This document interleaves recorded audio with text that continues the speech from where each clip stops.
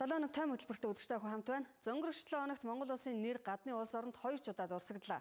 Сайнаар бас саараар дурсагдсан энэ хоёр тохиолдлын эхнийх нь экс ерөнхийлөгч намрын энх хоёрын гэргийд Соломон Их Британи, Умард Ирландын нэгдсэн хамт улсын парламент дахь нийтийн танхим буюу Монголын асуудлаар бүх намын парламентын дарга Андрю Розелд бичсэн загталтай холбоотой үүдэлтэй мэ.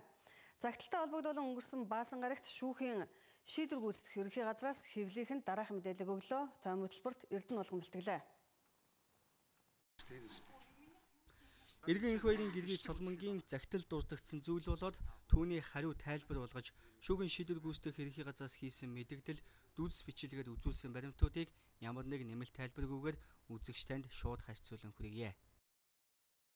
2012 оны 4-р сарын 13-ны өдөр миний нөхөр Монгол улсын ерөнхийлөгч агсан намрын энх хоёрыг гэрээс нь бүдүүлгээр баривчилж Монголын хамгийн нэр муутай шоронд хорьсон.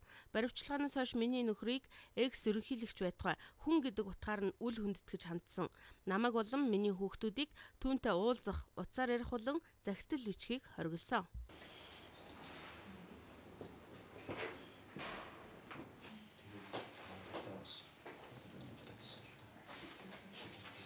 Тэр автагаа би ээж битээр уулзах чадаагүй гэж хэлмээр байна. Сүүн шийдвэр газрын ерөнхий газрын дарга ганхууд өргөдөл бичиж байна бичсэн. Тэгээ үүнийг хөрвүүлэх санаатай байна. Хүүгийн хувьд би аавыгаа нэг харьяал гэж бодсон юм. Би аавыгаа хамгийн сүүлд дахиад хэвтээ хүнээж дамжуулсан хоёр дахь харлаа өчгдөр. За тэр ядуу шил ингээл энэ бичлээс ингээл харахад бол бас ойлгомжгүй асуудал үүсэж байгаа юм тийм ээ. Өөрснөө бол хүлээн зөвшөөрөө за ингэж гарах ёстой байна. За таанаас өөрөө хэрвээ их хоёр зөвшөөрөхгүй байгаа тохиолдолд бол өргөөж гисэн гар гэдэг иймэрхүү асуудлыг ярьчаад хүүхдтэйгээ тохирчоо тэгээд дараа нь хэвлэл мэдээллийн оролдоор болохоор иймэрхүү асуудал ингээд яриад ингээд байж байгаа байхгүй. Миний нөхрийг хуульчийнх нь эзгүүд байцааж хамгийн хүмүүнлэг усаар тарчлаан заваасан. Түүнийг хорьсон хууль сахиулах байгууллагын бидний 10 настай охинд гэмтэл учруулахаар занал хийлж нөхрийг минь нүцгэн хоригдлуудын дунд хүчээр явуулж хамгийн аимшигтайгаар доромжилсон. Тэд миний нөхрийн нэр хүндийг хүмүүнлэг бас хууль бус аргаар гутаанд доромжилсноос үүдэн нөхөр минь 5 дугаар сарын 4-өөс эхлэн хуурай үлсгэлэн зарлахаас өөр аргагүй төрсөн.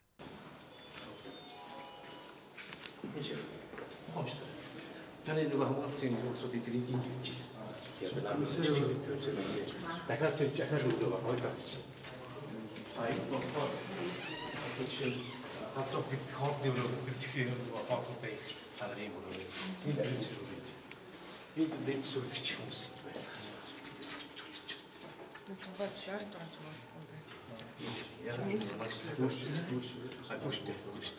За яг энэ зургийг хараарай. Яг энэ үедүүд эхнэр нь хүүхдний хажууд нь дагж явж байгаа. Тэр 5 дугаар сарын 5-ны орой.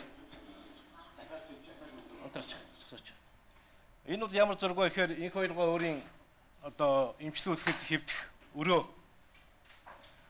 байгаа.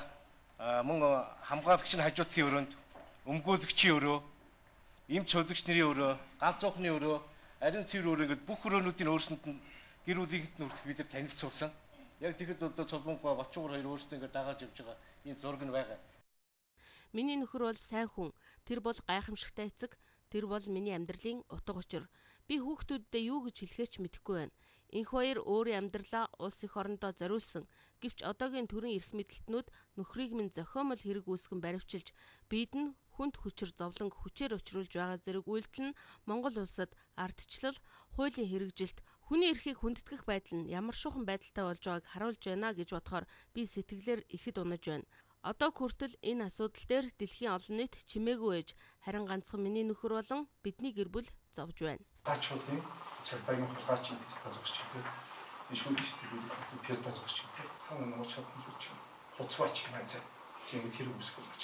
Тэгэхээр тэр үсгэж байгаа. Яаж чадахгүй байгаас нь. Зайлч.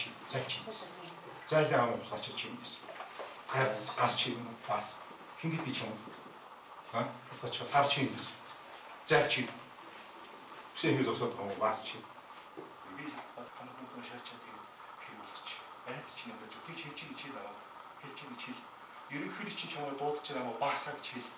Монгол улсын ерөнхийдөө чинь ихвэр чамайг дуудаж чинь хулгайч гэж хэлээд хэлчих биш.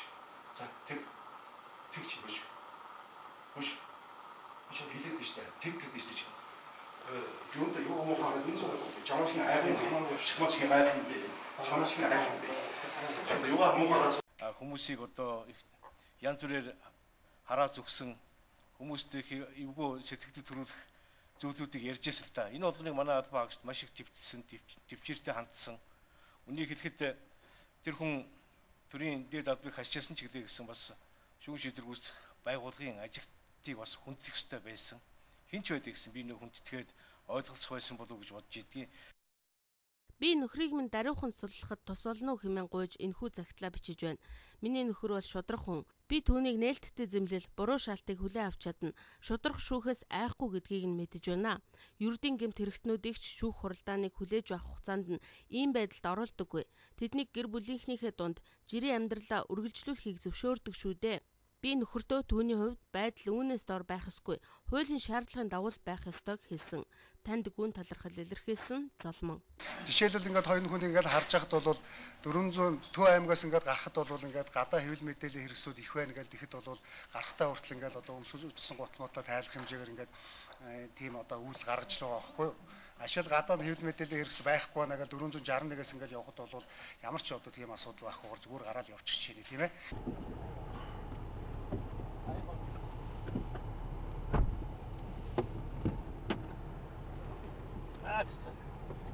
Би дөнгөж очив. Хоёр талаас хаачихгүй хаавуулсан шүү дээ. Хаалсан чоч. Орой явдаг байж юу? Шинэ. Бэнэрэ. Таар үүдээр гарахтаа хажууд цэгээс сууч. Үүн дээр суусан хүн байж байна.